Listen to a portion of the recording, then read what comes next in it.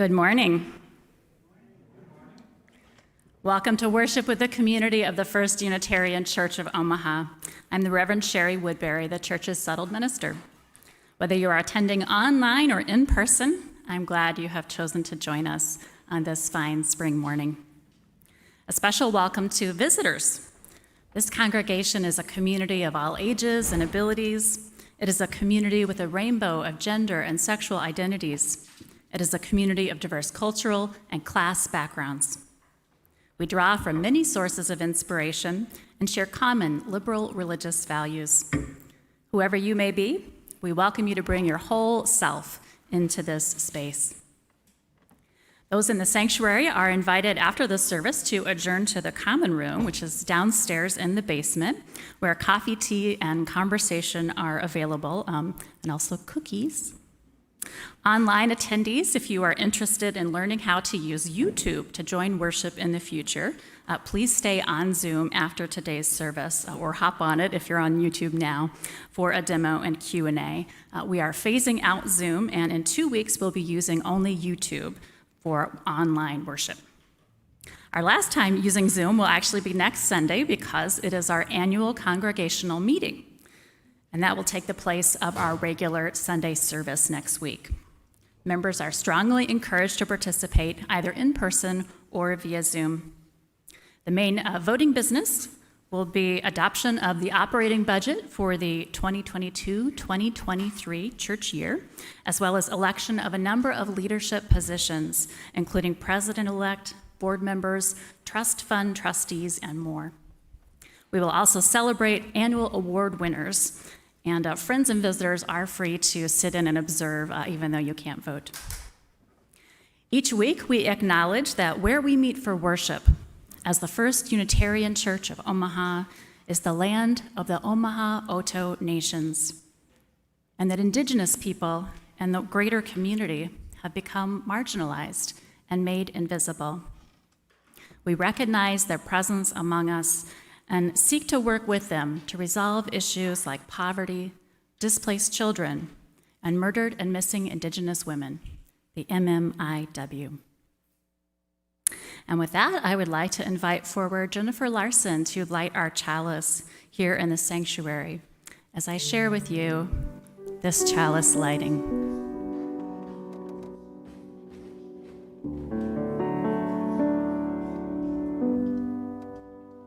A big bang births the cosmos. Stellar nurseries nurture light.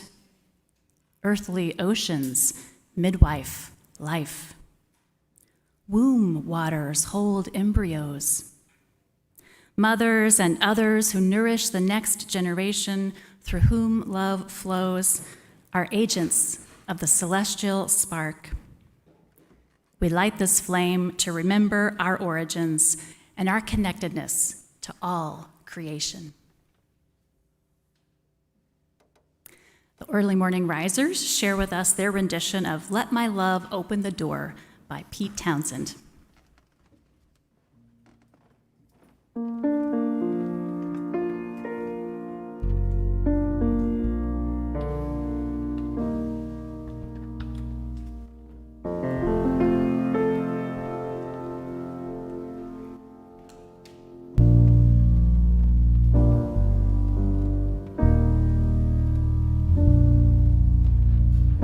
People keep repeating that you'll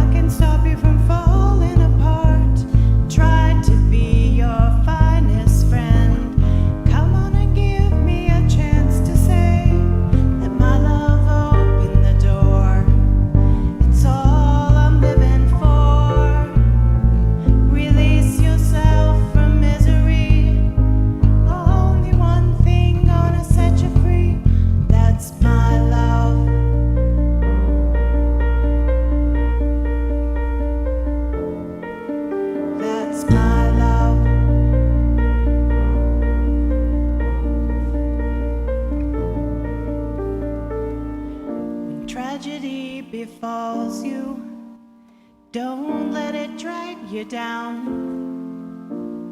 Love can heal your problems. You're so lucky I'm around. Let my love open the door. Let my love open the door. Let my love open the door.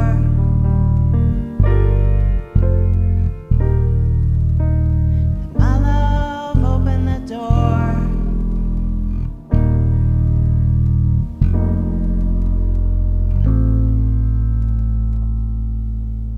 To your heart.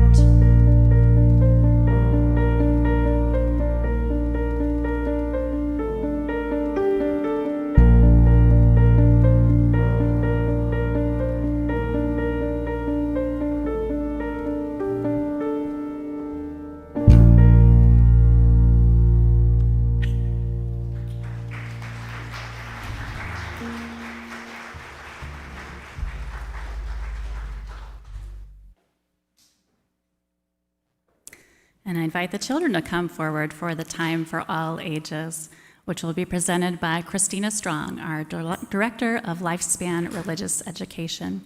Anybody young at heart is welcome to come up too.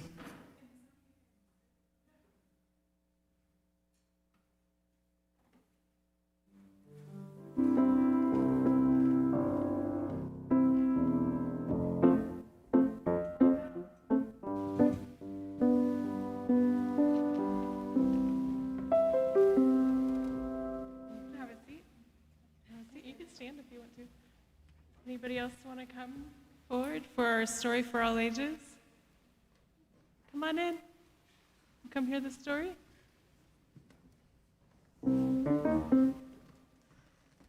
Just in time.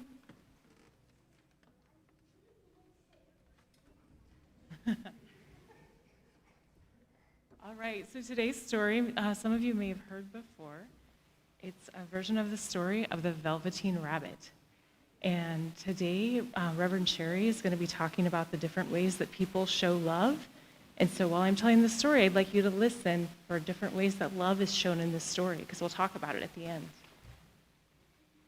A soft and fluffy velveteen rabbit lived in a toy box in a child's room. Each day, the child opened up the toy box and picked up the Velveteen Rabbit. And the Velveteen Rabbit was very happy. Then newer, brighter toys came into the toy box. They had special tricks.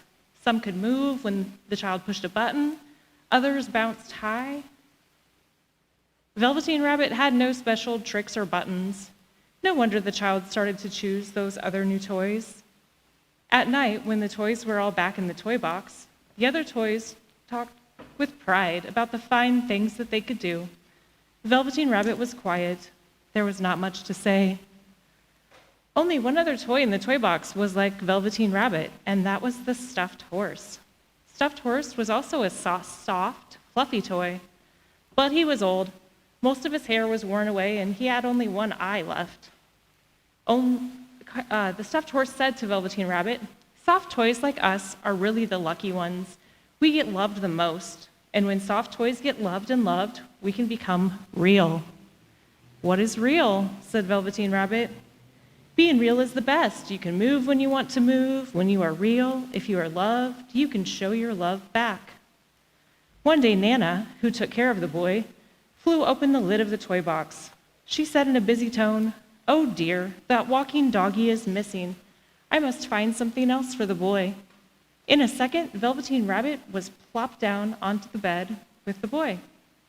This began another happy time for Velveteen Rabbit. Each night, the child would hold Velveteen Rabbit close in their arms. In the morning, the child would show Velveteen Rabbit how to make rabbit holes under the sheets. If the child went outside to a picnic or a park, Velveteen Rabbit would come with him too. What do you think started happening to Velveteen Rabbit during all of these adventures?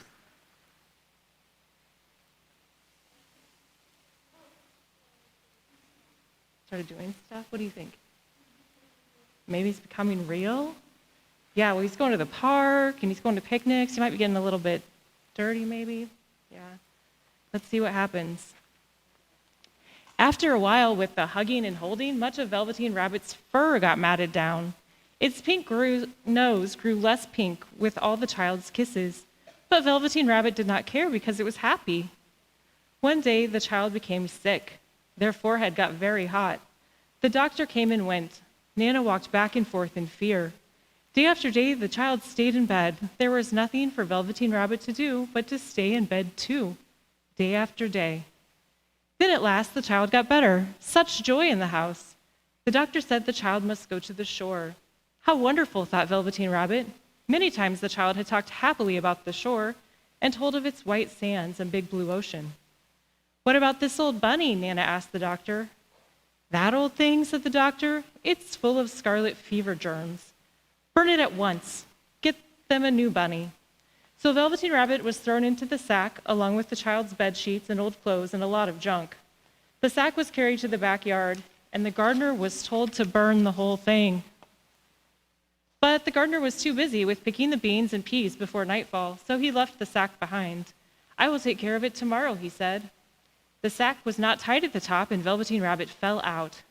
The next day, when the gardener picked up the sack to take it away to be burned, Velveteen Rabbit was not in it. Then it started to rain.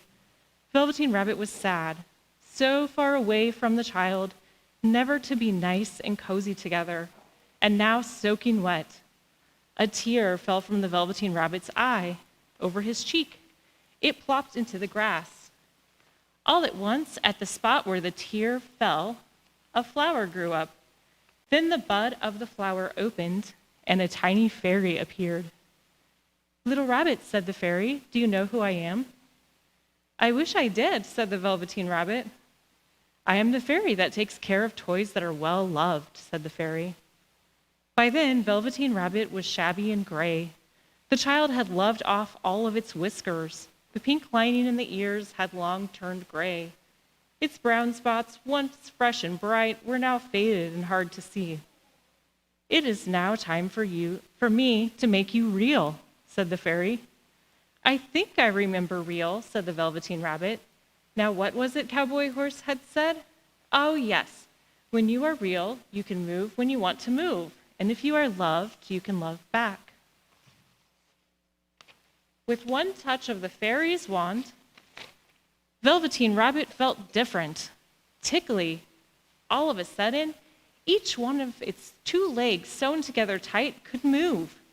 A fly landed on Velveteen Rabbit's head, and it was itchy. As quickly as a wink, that foot was up at the Velveteen Rabbit's head to scratch it off. So this is being real. I can move when I want to move. I will show you some new friends, said the fairy. And the fairy took Velveteen Rabbit where several rabbits ran and hopped about. Soon they were all great friends. Time went by. The boy was back from the shore. He was all better now. One day the child went out into the backyard to play. From the trees nearby, a few rabbits hopped out. One rabbit was brown all over, and another one was all white. A third rabbit had brown spots, most of them faded. That one hopped the closest to the boy. The boy thought, why, this rabbit looks just like my old bunny that was lost when I was sick. I loved that bunny. What he didn't know was that this was his very own bunny, come back to see them. For he was the reason that Velveteen Rabbit had become real. So who can tell me some ways that love was shown in this story? Go ahead.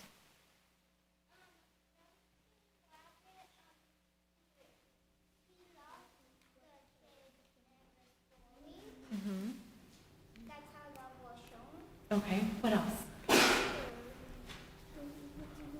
What did the Velveteen Rabbit do for the child? How did the Velveteen Rabbit show love? He came back to the child. Came back. That's a good idea. That's a good answer. The rabbit spent a lot of time with the child, right? Both when the child was well and when the child was sick. A lot of quality time with the child. And what else? Who else showed love in this story? Does anyone remember the stuffed horse? Yeah, so the stuffed horse said nice things to the Velveteen Rabbit, right? When the Velveteen Rabbit was sad. And how about the boy? How did the boy show love?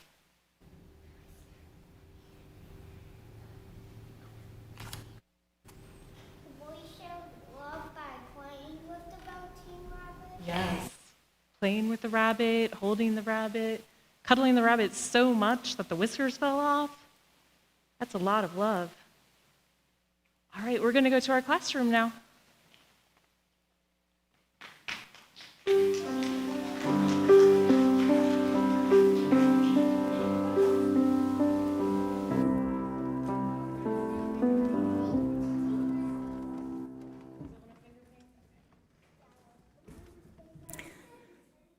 And as the children make their way out, Linda Hess is going to come forward and share with us a social action moment from our Side with Love team.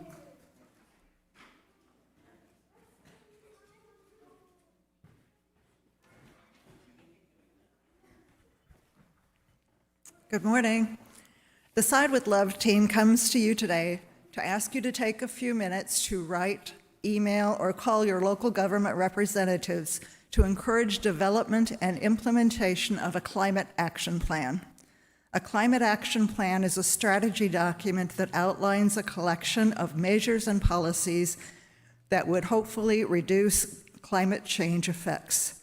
In November 2021, the Omaha City Council passed a resolution in support of development of a climate action plan for the metropolitan area, but we haven't seen any action yet.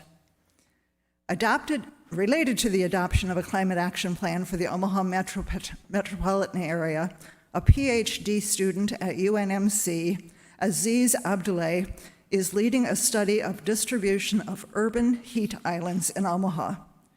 The Environmental Protection Agency says, quote, urban heat islands occur when cities replace natural land cover with dense concentrations of pavement, buildings, and other surfaces that absorb and retain heat. This effect increases energy costs, for example, for air conditioning, air pollution levels, and heat-related illness and mortality. End quote. Research has shown that urban heat islands are most often found in historically redlined areas, those subjected to discriminatory race-based housing practices nearly a century ago. Aziz Abdullah is recruiting volunteers. You would drive or bicycle around Omaha with heat sensors to track temperature, humidity, and wind on your route. Using heat sensors mounted on your car or bike, volunteers led by UNMC will traverse their neighborhoods in the morning, afternoon, and evening on one hot, calm, and hopefully rain-free day this summer. The sensors would record temperature, humidity, time, and volunteers' locations each second. This data will be aggregated to create heat index maps for the 14 participating cities. If you're interested in volunteering, please email Aziz Abdullah at abdullah.abdulaziz@unmc.edu. Now, you got that you wrote that down, right? In case you didn't, on the credenza out in the foyer, you'll find a sheet like this that has contact information. It has Facebook page address, Instagram addresses, and that, where you can find out more information about this study. If you can spare the time, please volunteer. Please take a few minutes also to write, email, or call your local government representative to encourage them to develop and adopt a climate action plan for the Omaha metropolitan area. Thank you.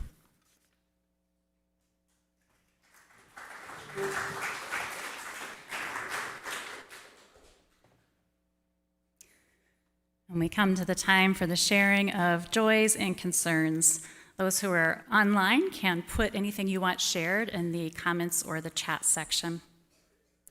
I have sad news to share for those who knew longtime member John Jackson. He died last week. The family is planning a celebration at a funeral home in coming weeks, and we'll share that information when plans have been set. Meanwhile, our love and care to John's wife, Bert Jackson, also a member here.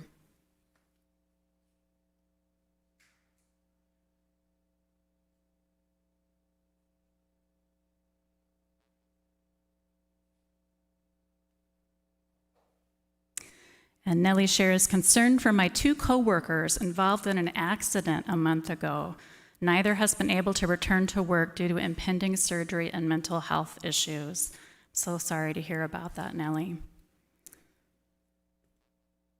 Check our YouTubers.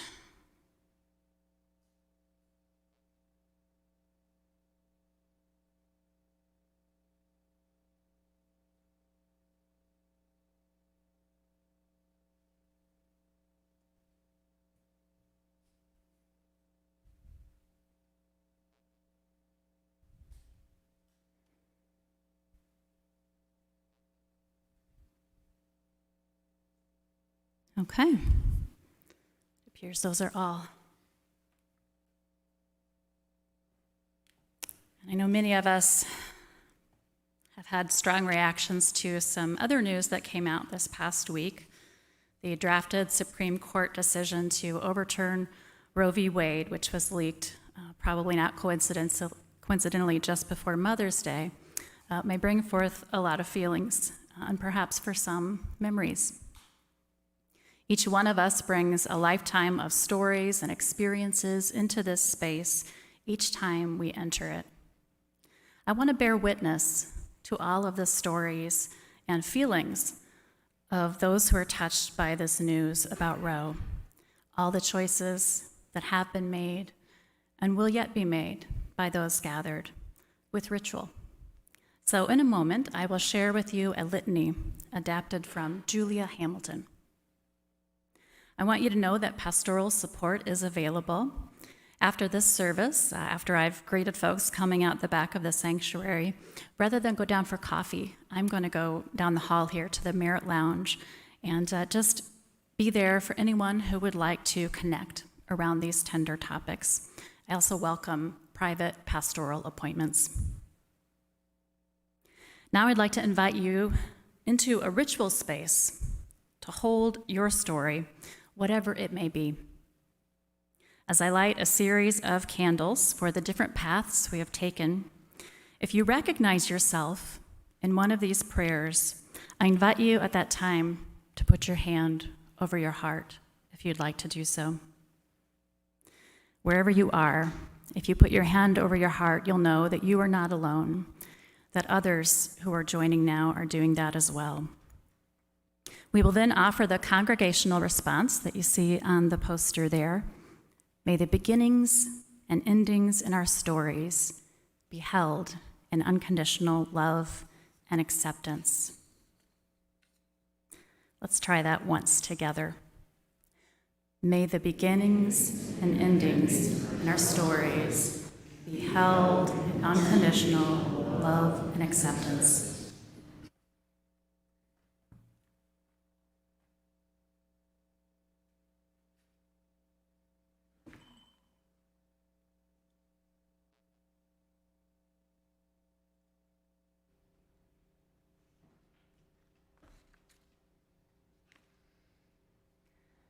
As we begin, I light the first candle for those whose stories includes the choice to end a pregnancy. The circumstances vary, the timelines of our lives are diverse, but each and every end is also a beginning. And so I light this candle for all who have aborted a pregnancy or partnered someone in an abortion for whatever reason, under whatever circumstance. May the beginnings and endings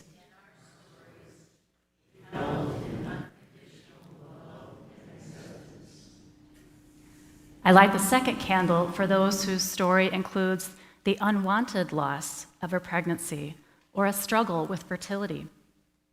The circumstances vary, the timelines of our lives are diverse, but the pain of infertility, miscarriage, and stillbirth are too often held in silence. And so I light this candle for all who have traveled the path of loss, for whatever reason, under whatever circumstance. May the beginnings be held in unconditional love and acceptance. I light the third candle for those whose story includes the choice to give birth.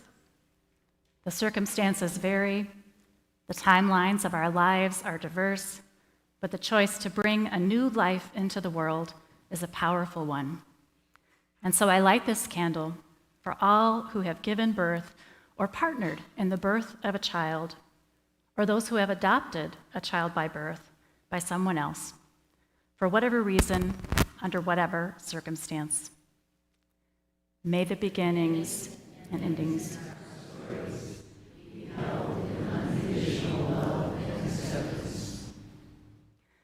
I light the fourth candle for those whose story includes the choice not to conceive or have children. The circumstances vary, the timelines of our lives are diverse, but the freedom to chart the course of our own reproductive life is sacred. I light this candle for all who have made the decision not to conceive or bear children for whatever reason, under whatever circumstance. May the beginnings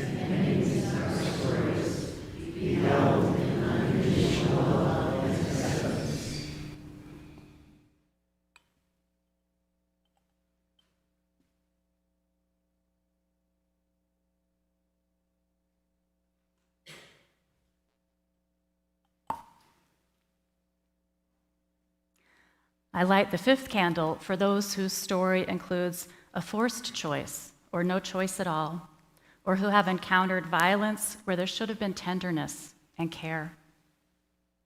The circumstances vary, the timelines of our lives are diverse, but not everyone has been in a position to control their own reproductive choices. I light this candle for all who have found themselves unable to exercise their own sacred reproductive freedom, for whatever reason, under whatever circumstance. May the beginnings and endings in our stories be held in unconditional love and acceptance. I light the sixth and final candle for those whose reproductive story is still being written. The circumstances vary, the timelines of our lives are diverse, but the future unfolds in surprising and unexpected ways that can be both beautiful and heartbreaking.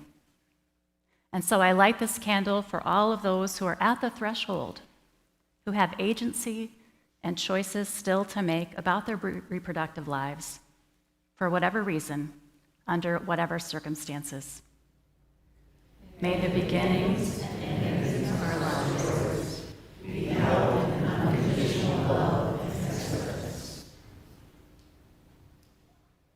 May the flames of these candles and the many stories they represent remind us of the fire of commitment we carry inside to ensure that all people have freedom and agency over their reproductive choices, and that reproductive justice is upheld as a fundamental right for this and future generations.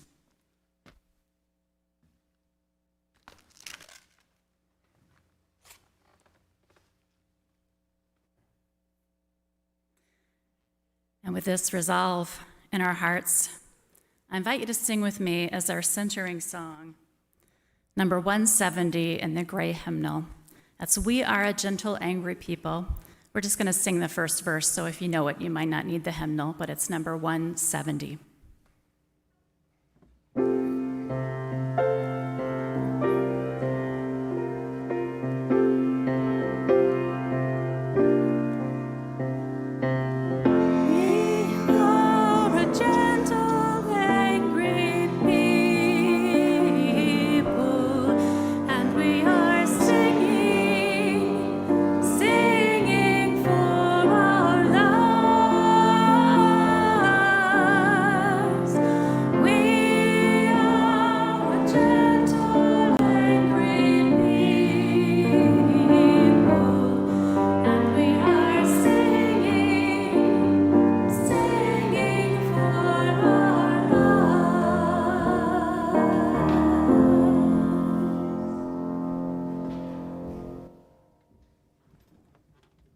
Let us continue in a mood of meditation or prayer.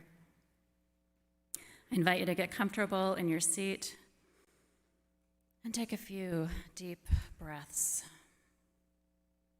And if emotions are swelling in you, you might choose to rub your own heart center or take one hand on another and gently caress one palm with a thumb or a finger and we'll hold a moment of silent witness together.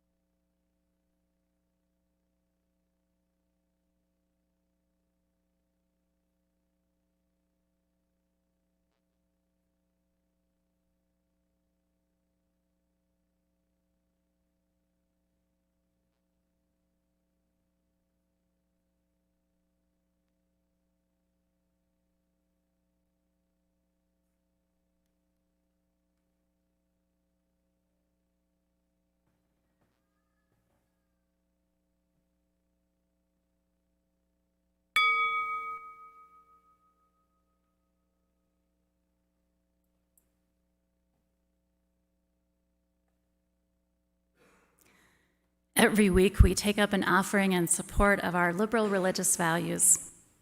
Half of the loose currency in the offering plate is donated to a cause with a local presence, which advances important principles of Unitarian Universalism. Our Share the Plate recipient for May is Black and Pink, an open family of LGBTQ prisoners and free world allies who support each other. Their work toward the abolition of the prison industrial complex is rooted in the experience of currently and formerly incarcerated people. This organization responds through advocacy, education, direct service, and organizing. As offering plates are passed in the sanctuary, those online will find a donation link in the chat or comment. And I invite you to give with a generous heart as we hear Beautiful Love from EMR.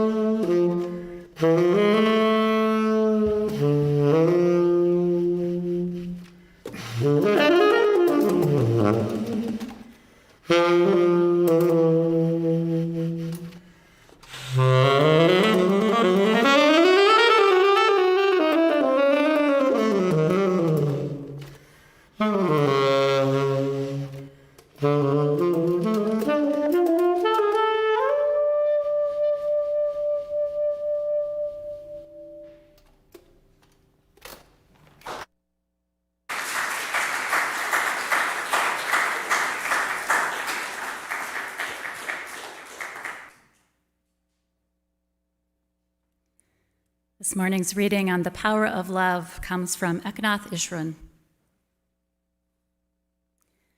When the mystics use the word love, they use it very carefully in the deeply spiritual sense, where to love is to know, to love is to act. If you really love, from the depths of your consciousness, that love gives you a native wisdom.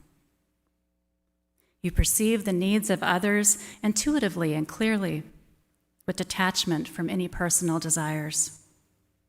And you know how to act creatively to meet those needs, dexterously surmounting any obstacle that comes in the way. Such is the immense driving power of love.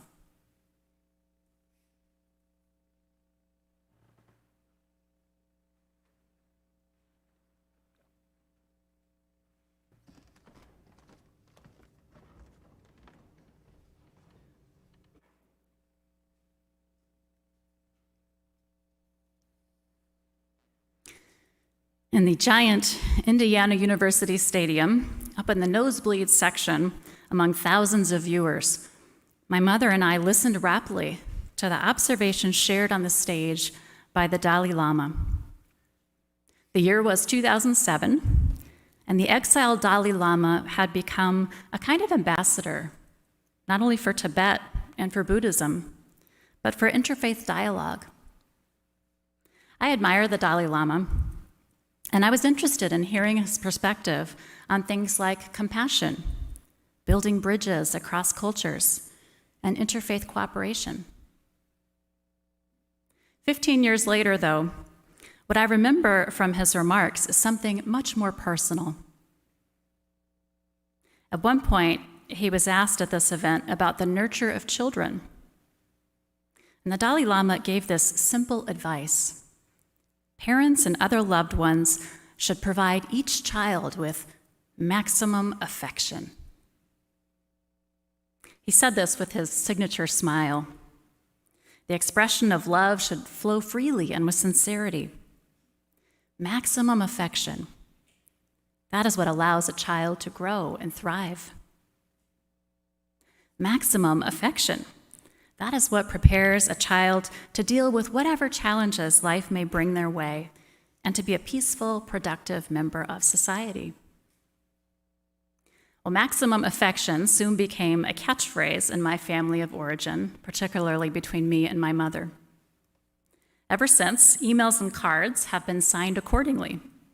Happy birthday, love and maximum affection, Mom. Earlier that week, Mom and I had joined a delegation from the city of Bloomington in a private meeting with His Holiness. That time, we were among about a dozen people sitting in a circle with the Dalai Lama. The mayor of the city, a friend of mine, knew I was something of a spiritual seeker, so he had invited me along. And he let my mother come too, which was really nice. I do not remember anything the Dalai Lama said up close and personal, but his patient, smiling presence stayed with me. There was just a kind of radiance of love about him. Later, as I sat in the packed stadium next to my mother, the idea of maximum affection resonated deeply. I had known maximum affection as a child, and it had given me not only a solid start in life, but close relationships with my parents that continue to this day. I know not everyone is so lucky. Now, as a parent myself, I look for ways to show my child maximum affection every day. The question is, how to do it? Therapist and author Gary Chapman offers some key insights. Chapman writes about 5 different ways people show each other love. He calls them the 5 love languages. Chapman's work on love languages came out of decades of marriage counseling. His writings explore how it applies not only to romantic partners, but to parents and children, to good friends, and even coworkers. Wherever we go, the people in our life have a need to feel valued and appreciated, just as each one of us has that need. Briefly, the 5 love languages, which you may notice there, are words of affirmation, acts of service, quality time, physical touch, and thoughtful gifts. Now, perhaps you've heard of the idea of filling other people's buckets. Ross Campbell, a psychiatrist who treats young people, similarly describes each child as having an emotional tank that can be filled with love. When a child really feels loved, they will develop normally. But when the love tank is empty, the child will misbehave, Dr. Campbell observes. He goes on, much of the misbehavior of children is motivated by the cravings of an empty love tank. Spouses and other people close to each other have a love tank too. And sometimes when a relationship goes awry, what people sometimes describe as drifting apart, the problem is simply that the parties involved have not been conscientious enough about expressing their care. Or perhaps they've been trying to fill each other's love tanks, but failing to use the primary love language of the other person, so they're not feeling it. When we can help each other's love tanks stay full, our relationships will be more resilient, better able to weather whatever challenges come our way.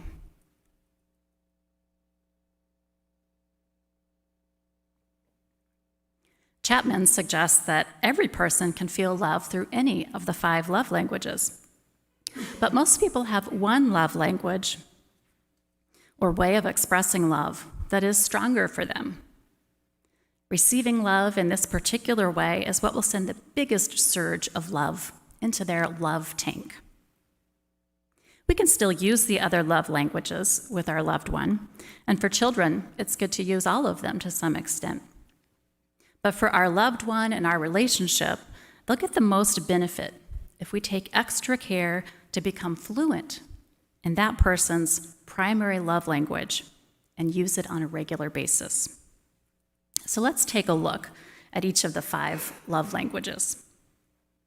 When a spouse or parent tells their family member, "I love you," or for that matter, maximum affection, those are words of affirmation. The words we use can be powerful. That's why I've never liked the saying, "Sticks and stones can break my bones, but words can never hurt me." A slur, a sharp criticism, or other hurtful words can sting just as much as a cut or scrape. And the person whose primary love language is words of affirmation will be especially sensitive to negative words, just as they are to positive ones. Each of the love languages has multiple dialects, you could say. With the language of words of affirmation, one dialect is appreciation. For example, we can show appreciation for our partner's helpful actions or great qualities. "Honey, you are so reliable. I appreciate how you stay on top of our finances and get the bills paid on time." You can offer a child encouragement around their goals and insecurities. "I know you can do it." Can go a long way to a child trying to learn a new skill. Coworkers may appreciate another dialect, praise for their accomplishments. "Wow, your customer service skills with that last client were terrific." And what person doesn't brighten up when in the midst of a rough patch, they receive a funny card from a friend or a note of sympathy? I used words of affirmation when I sent my mother a Google chat message saying, "Thinking of you and Dad, MA," heart icon. MA is our shorthand for maximum affection. Our words and the tone of voice and body language with which we deliver them, maybe even those emoticons, these can make people in our lives feel cared for, special, appreciated. Another way to top off another's love tank is with acts of service. The spouse who takes their partner's car to the car wash and brings it back sparkly clean and freshly vacuumed doesn't need to fill the gas tank. They are filling their partner's love tank with this demonstration of caring. And I wonder how many mothers and parents here with children at home were brought breakfast in bed today. Acts of service happen at our church, too.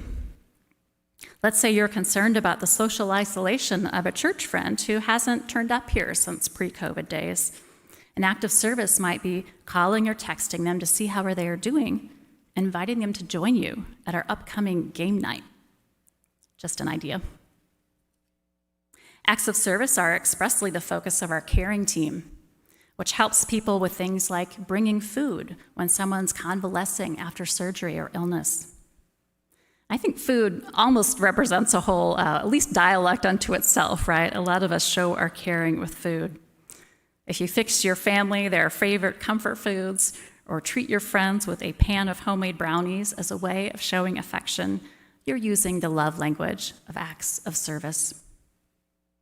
In the summer, I like to puree cantaloupe and pour it into popsicle molds for my daughter. This is her favorite summer snack. And she feels my love every time she eats one of those popsicles, not just because she loves cantaloupes, but because Mommy made it for her. A third love language is quality time. When we offer another person quality time, we're making a conscious choice to share not only our time, but our caring attention with them. When a new couple falls in love, after staying up all night, talking about their histories and loves and challenges, learning about one another, they have fed their relationship with quality time. That's one of the dialects of quality time, which is quality conversation. At other times, what we need is not so much a two-way sharing, but someone to listen deeply. Not to fix us, but to be a supportive witness to our lives. To be heard and understood is a great gift, and that's the dialect of quality listening. Quality activities are another dialect of quality time. We can share the interests of our loved one, learning about the other person's world and partaking in that activity together. That might mean going to a concert with our sibling who is a diehard fan of country or hip hop, even if we don't care for the genre. Or sitting on the floor to build Legos with a child. Or learning about our partner's favorite sport or hobby. Investing ourselves in activities that the other person enjoys is a sure way to show them our love. When we're open not only to things we both enjoy, but to those activities that are especially meaningful to the other person that help us enter their world, we'll get to know them more deeply. Our participation in their world will help them feel seen and valued.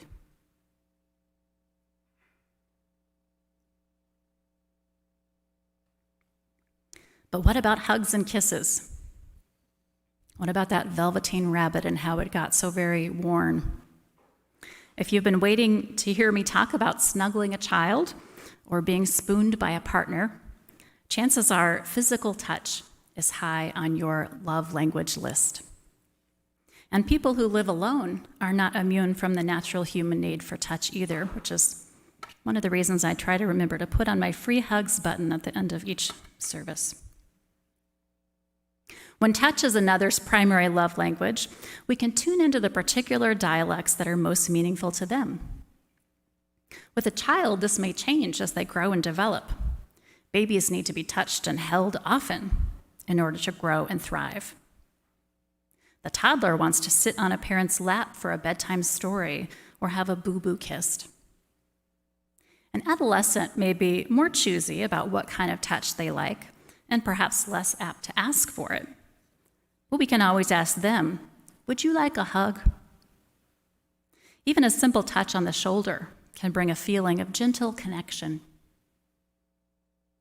As with other love languages, the person for whom touch is their primary love language will be equally sensitive to the absence or negative use of that language.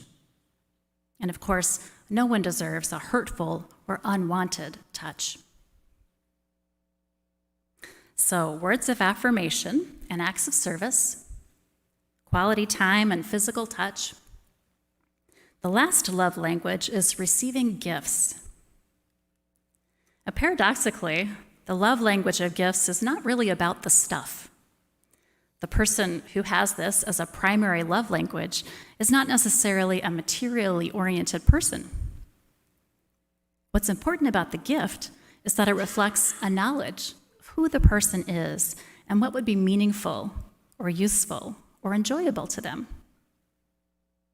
Some years ago, for my birthday, my mother gave me this pewter pendant with the image of a dove of peace. We are both committed to nonviolence and what Gandhi called soul power.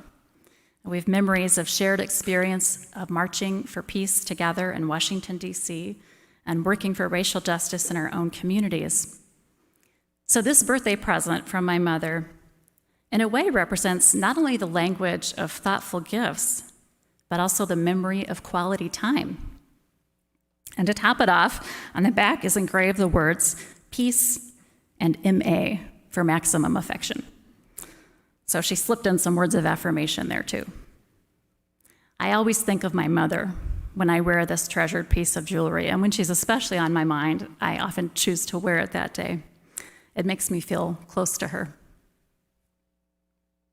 So we've explored briefly what the 5 love languages are: words of affirmation, acts of service, quality time, physical touch, and thoughtful gifts. We heard from Ishran in the reading that to love is to know. To love is to act. It is to creatively meet the needs of those around us, to palpably feel our love. We can choose to speak the love language that is primary for our partner, our friends, the children in our lives, our parents. First, of course, we must know what that love language is. And what if it's not obvious to you? What makes someone you care for to feel the most loved? You can notice what they ask you for. You can look for clues in what they complain about. It may be a missing love language or one you're not yet fluent in.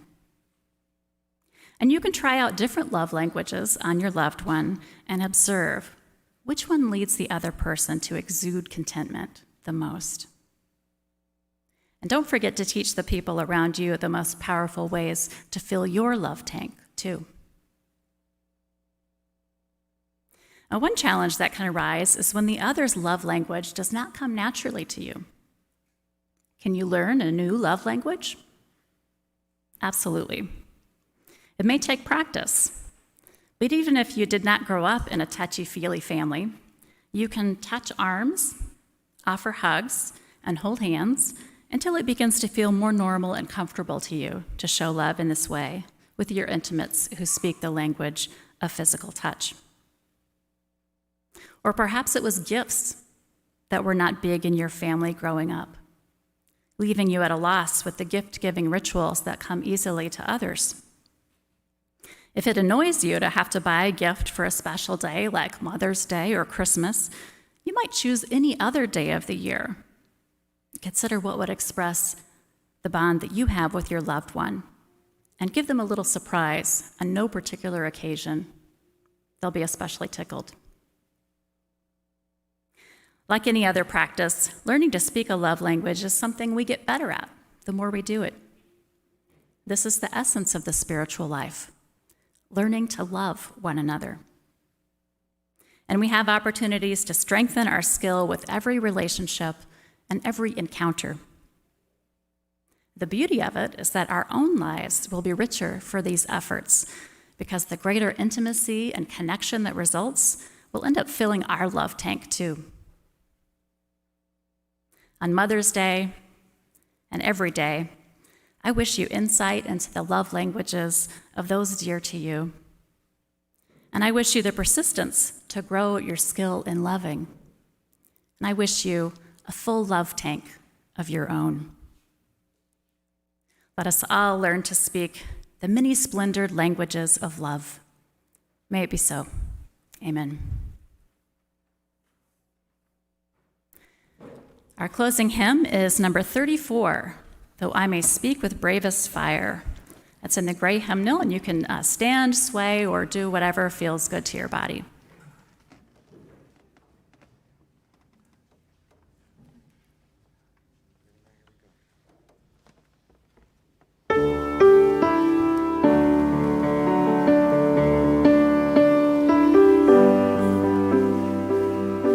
Though I may speak with bravest fire, and have a gift to all inspire, and have not found words or name as sounding brass this game. Oh, I may give all I possess, and striving soul my love profess, yet unremitted my love within. The prophets strangely thin. Come, Spirit, come, our hearts control, our spirits long to be made whole. Let inward love guide every deed. By this we worship and are free.